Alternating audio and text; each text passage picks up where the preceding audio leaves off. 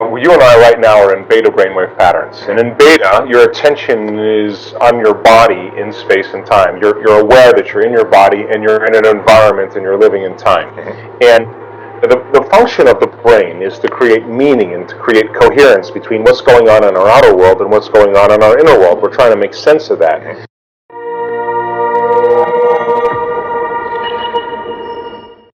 And so what plugs us into our environment are our senses. When we're seeing, when we're hearing, smelling, tasting, feeling, all that information is allowing us to access this three-dimensional world.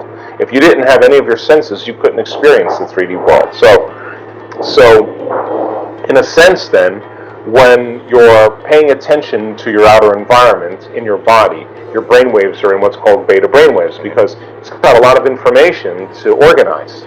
So, but if I said to you, Ben, I forgot to tell you, but I'm going to give you a test on everything we talked about, and if you don't pass the test, I can't give you the interview. Well, you may pick up a little bit, and your brain may perk up a little bit more, the light bulb may get a little bit brighter, and you may focus a little bit more, and that's kind of a good kind of stress. But when you're angry and you're frustrated and you're impatient and you're depressed or anxious, your brain waves go 3 times as high into what's called the high beta brain waves. Now, you're in survival. The brain is aroused. There's a threat. There's a stimulus. There's an unknown. There's something you can't predict. You're losing control. There's something that's causing your brain to get super aroused, which means pay attention more to your outer environment. Take care of your body. There's a threat. You got a certain amount of time to do it. And people get locked into these high beta states, and they need narcotics, they need drugs, they need alcohol to kind of sedate their nervous system.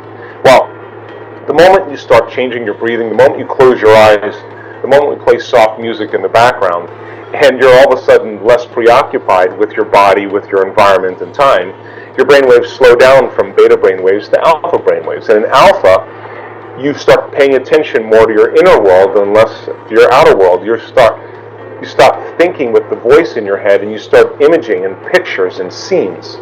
And that imaginary state is what we call alpha.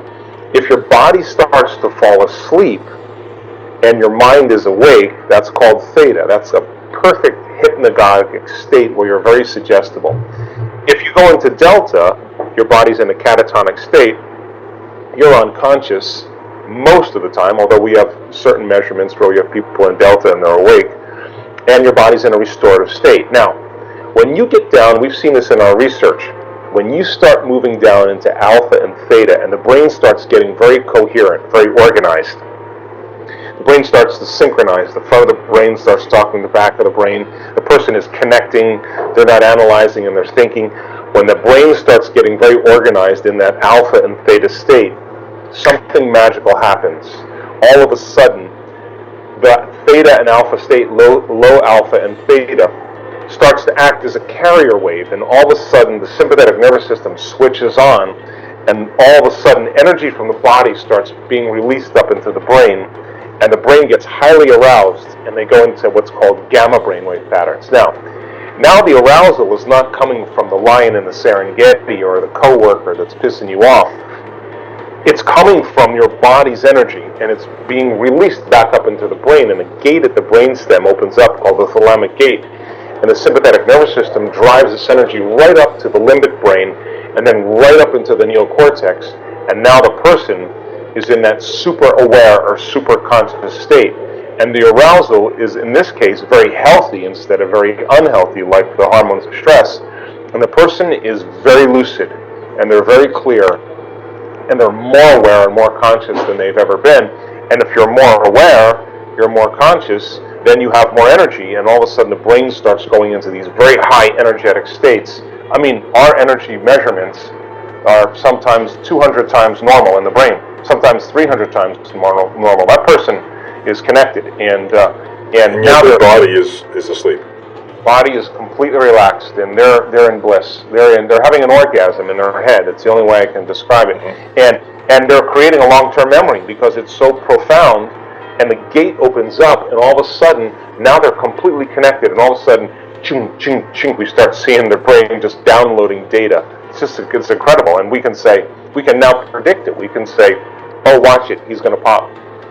He's going to pop in 5 minutes. We can tell that the person's going into coherence, they're moving down into theta, and we're like, ooh, in the next moment, this should be good, and all of a sudden, boom, it's like a champagne bottle, and all of a sudden they go right into that high gamma state, and they're feeling so whole, they're so complete, they're so in love with life that it's impossible for them to want. They feel like they have everything they need in that moment, and when that happens, that's when magic starts to happen. The person starts really having some big, profound moments. So we know how to, at this point, induce that state, and we work on it. In our advanced workshops, we've done 19 advanced workshops, and we do quantitative analysis, we do quantitative EEGs, we've done probably close to 10,000 brain scans on our students. You come to our event, we scan your brain, we put you through 4 days of training, we scan your brain at the end of 4 days. I want to know the changes. It's just in your mind, it's in your brain. We study people during the meditative process when we're measuring what they're doing inside of their head and when they're getting close and when they're not. We're measuring the heart. When you feel gratitude and love and kindness and compassion, your heart gets very organized and very coherent, and it produces a measurable magnetic field. We want our students, so we want to measure that to know the person's doing it. So I can say to you, Ben, you're doing it, or I can say, Ben, you're not doing it.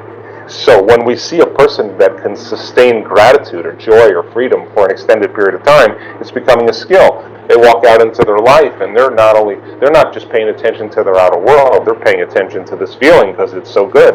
So they say, I'm not going to trade this feeling for anyone or anything. We measure telomeres, we've measured genetic expression, we can prove that you can change your genes in just 4 days, upregulate genes to suppress cancer, to reduce aging, to stimulate stem cells to go to damaged areas of your body and repair, to activate the microtubules, the cellular structures of the cell, to stimulate your immune system.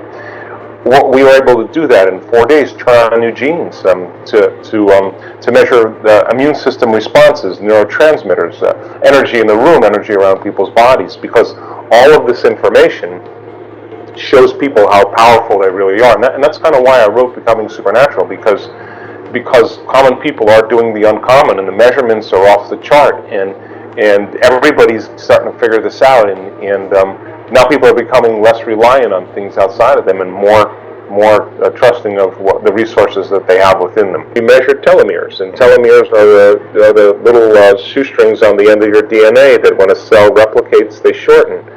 And when people are under psychological or emotional stress or any kind of stress, those telomeres tend to shorten a little faster. And so my theory is, why not reverse it? Let's see if we can elongate them. So we have the data coming in this week, and gosh darn it, if those telomeres lengthen to any degree, 10% means the person got 10% of their life back in 4 days. And I do absolutely believe it's possible, and I'm not going to stop measuring because I think the measurements kind of silence the critics. I mean, you can't tell me that you can't change your genes in 4 days. I know you can.